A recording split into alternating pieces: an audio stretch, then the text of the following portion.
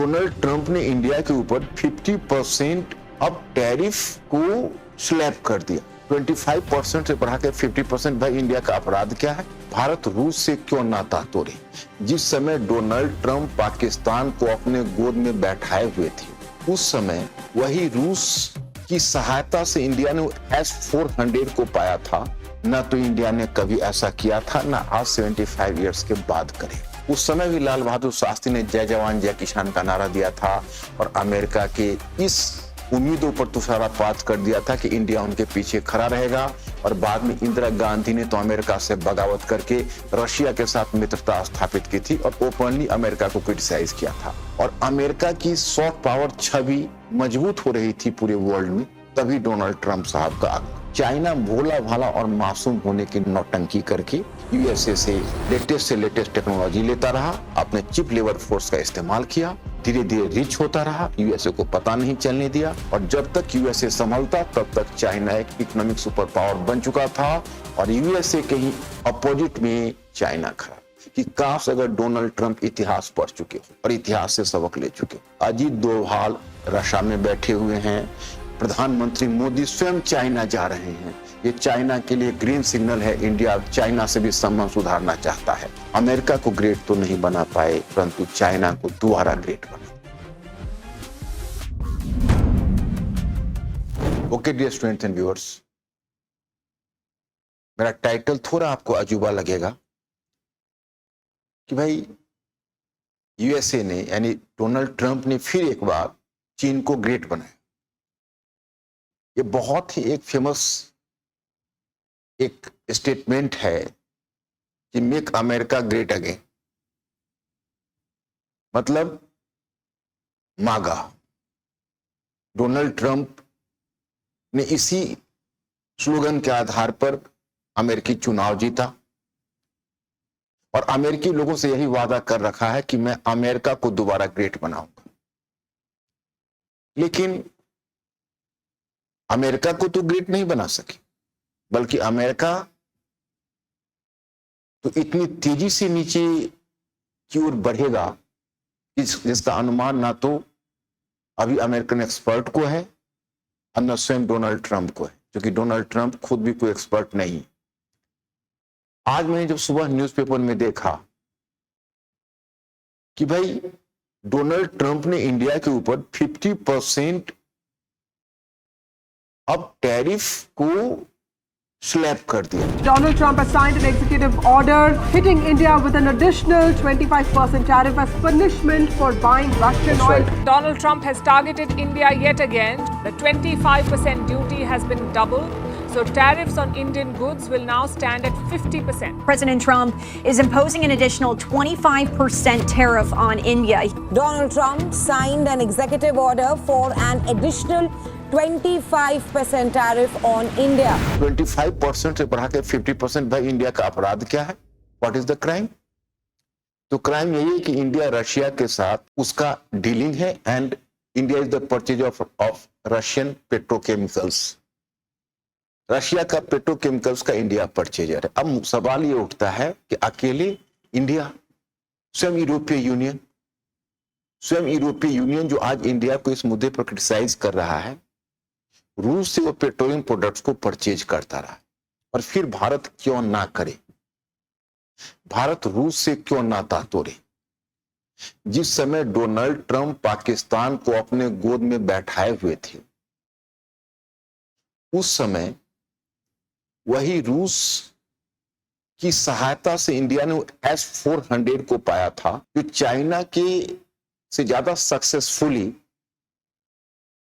वो पाकिस्तानी मिसाइल को ट्रैप करने में सक्षम था। त्रिशूल, हालांकि ठीक है S-400 का वैसा यूज नहीं हुआ, त्रिशूल का यूज हुआ, लेकिन S-400 हमारे लिए आज एक सुरक्षा कवच है। और वेपन्स के मामले में रशिया ने इंडिया को वेपन्स दिया, कभी मना नहीं किया। और रशिया इंडिया का पुराना फ्रेंड है। सेकेंड वन यह कि इंडिया अपने जियोपॉलिटिकल इंटरेस्ट को अमेरिका के लिए कुर्बानी क्यों करेगा? आज आजादी के 75 इयर्स के पहले ना तो इंडिया ने कभी ऐसा किया था, ना आज 75 इयर्स के बाद करेगा। मैं आपसे यह जानना चाहता कि आप थोड़ा सा अपनी मेमोरी पर बल दीजिए, आपको खुद पता चल जाएगा कि 1965 में जब हम वॉर लड़ रहे थे, किसके साथ?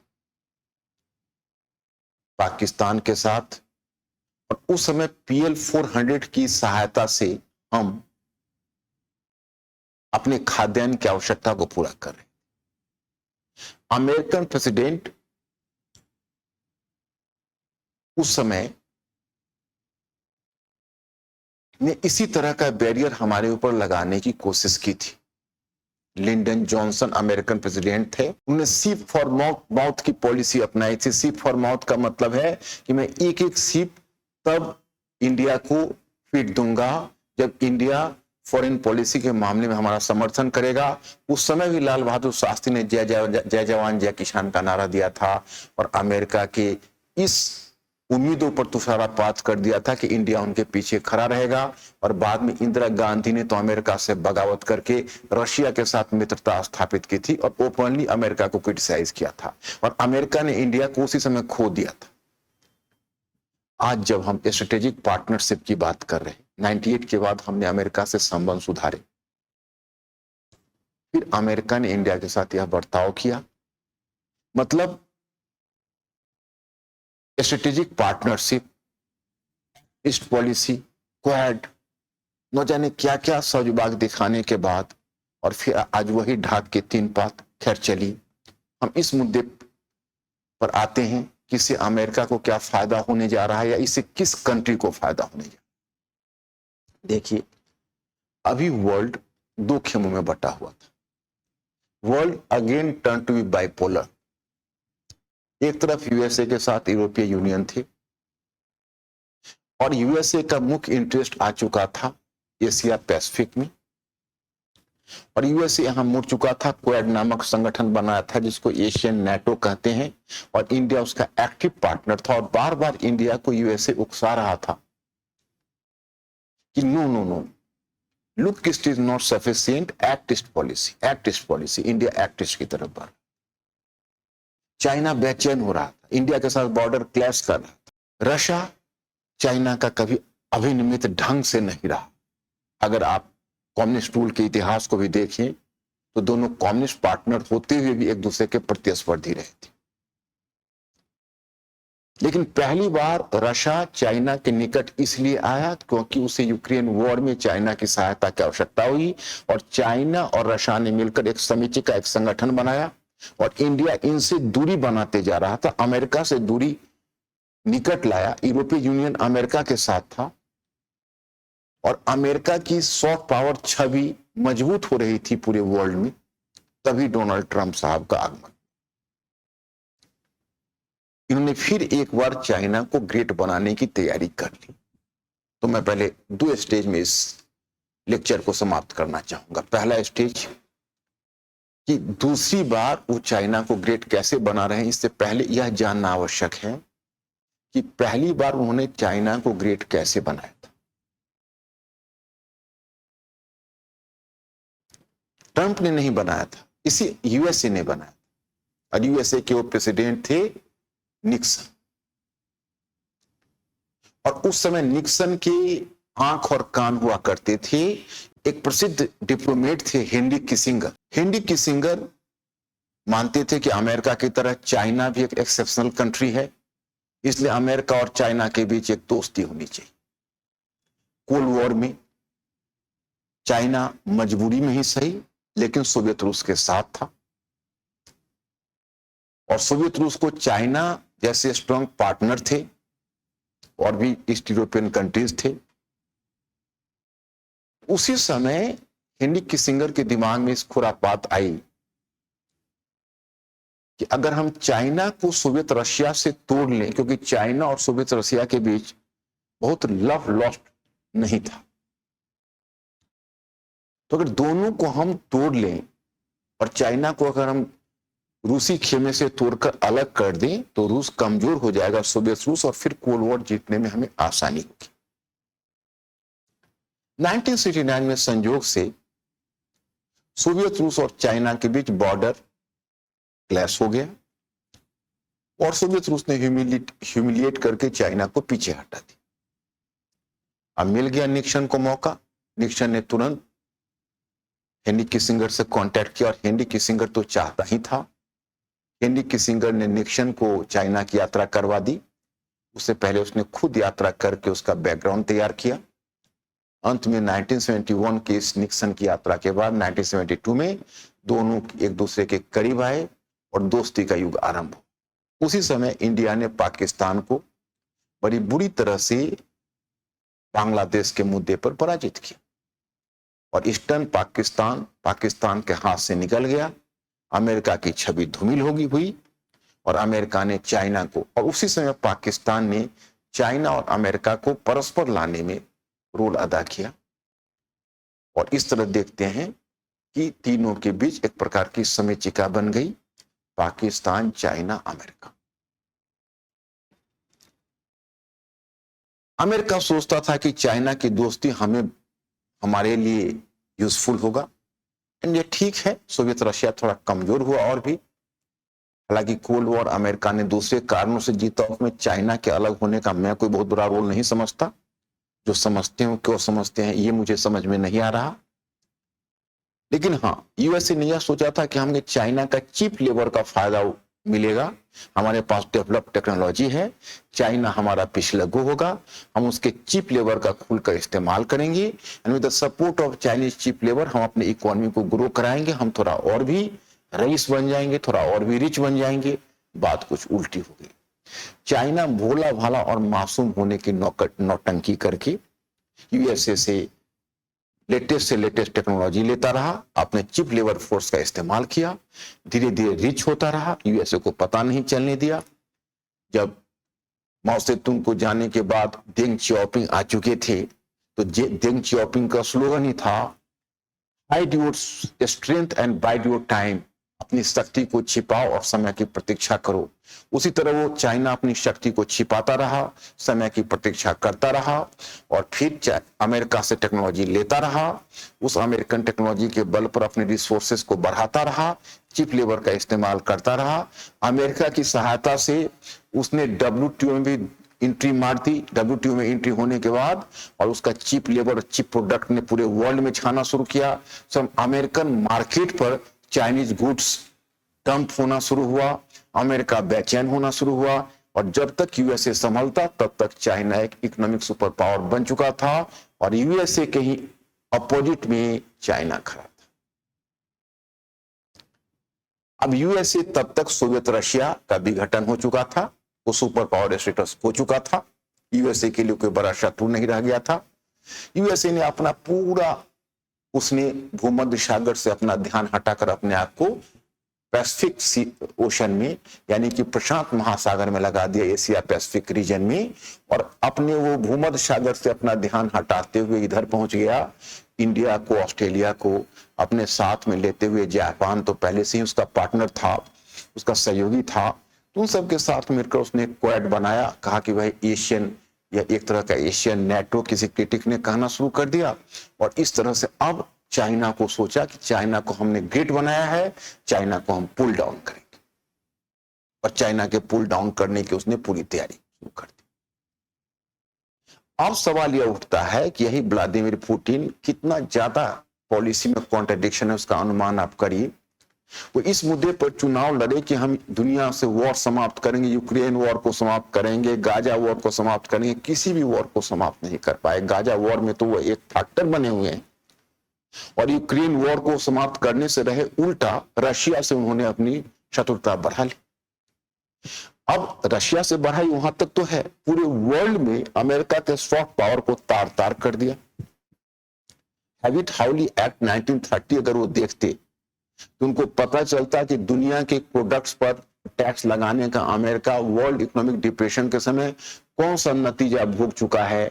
और इसीलिए अमेरिका ने जॉन मेनार्ड केन्स के अधीन एक नई पॉलिसी अपनाई थी। जॉन मेनार्ड केन्स के अधीन नहीं, सॉरी, उसके एडवाइस के अनुकूल उसने न्यू डील पॉलिसी अपनाई थी और न्यू डील पॉलिसी के आधार पर उसने अमेरिकन इकोनॉमी को बचाया था और दुनिया की इकोनॉमी को बचाया था।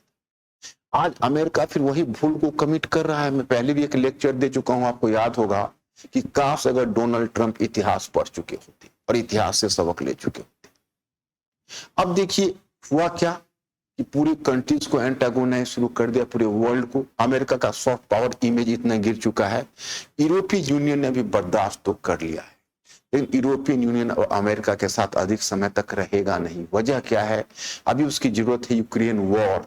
वो रशिया से भयभीत है, इसलिए अमेरिका के साथ मजबूरी में है। अब उन सबों ने अपना डिफेंस बजट को 5% तक लाने का निर्णय लिया है। आज तक यूरोपीय यूनियन अपनी सुरक्षा के लिए अमेरिका की तरफ देख रहा था, इकोनॉमी के लिए नहीं देख रहा था। अब जब वो सुरक्षा के मामले में सेल्फ रिलायंट हो जाएगा तो अमेरिका को कल को अंगूठा दिखाएगा और अमेरिका के साथ उसकी फिर प्रतिस्पर्धा शुरू होगी यूरोपियन यूनियन की, और वो अमेरिका के माथत कभी नहीं रह जाएगा। ये जो आगे होना घटित है। फिर आप देखते हैं कनाडा जैसे जो फ्रेंडली कंट्री, जैसे जिसको बॉर्डरलेस कंट्री कहा जाता था, कि अमेरिका और कनाडा इन दोनों के बीच डिस्टिंक्शन करना मुश्किल था, उस कनाडा को उन्होंने एंटागोनाइज कर दिया। उसके बाद साउथ ईस्ट एशियन जो उनके पुराने फ्रेंड थे आसियान के, वह भी अमेरिका से खुश नहीं है। कोई भी कंट्री आज की तारीख में खुश नहीं है। और इंडिया जिसको कहते थे कि हाउडी मोदी का वो एरा था, और इंडिया को बोलते थे कि हमारा नेचुरल पार्टनर है, दुनिया का एक लार्जेस्ट डेमोक्रेसी है, न जाने क्या क्या उपाधियां दी थी उन्होंने, और चाइना के अगेंस्ट में। लेकिन आज इंडिया को जिस मुकाम पर खड़ा कर दिया, अब मुझे आज 2 घटनाएं न्यूज़पेपर में पढ़ने को मिला तो इंडिया का रुख समझ में आ गया। एक, अजीत डोभाल रशिया में बैठे हुए हैं। इंडिया ने रूस के साथ अपने पेट्रोलियम की खरीद बढ़ाकर ये दिखाने की कोशिश कर रहा है कि हमारी स्ट्रेटेजिक ऑटोनॉमी किसी के हाथों गिरवी नहीं रह सकती। अमेरिका इस बात को भूल जाए। और दूसरी तरफ अजीत डोभाल का होना, व्लादिमीर पुतिन का शीघ्र ही इंडिया में यात्रा होने की तैयारी, ये सब कुछ दर्शाता है कि रशिया और इंडिया क्लोज होने जा रहा है। इतना ही नहीं, 7 वर्षों के बाद अब संघाई कोऑपरेशन ऑर्गेनाइजेशन की बैठक में प्रधानमंत्री मोदी स्वयं चाइना जा रहे हैं। ये चाइना के लिए ग्रीन सिग्नल है। इंडिया चाइना से भी संबंध सुधारना चाहता है।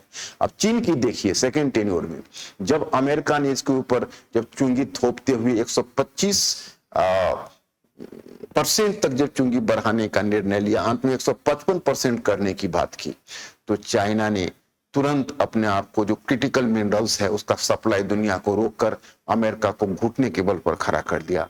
और अमेरिका उसके साथ एक इंटरिम पैक्ट करने के लिए मजबूर हुआ है, जिस पैक्ट के अनुसार 30% पर उसको चाइनीज टैक्स और चाइनीज गुड्स को परमिशन देना पड़ा, मात्र 30% पर।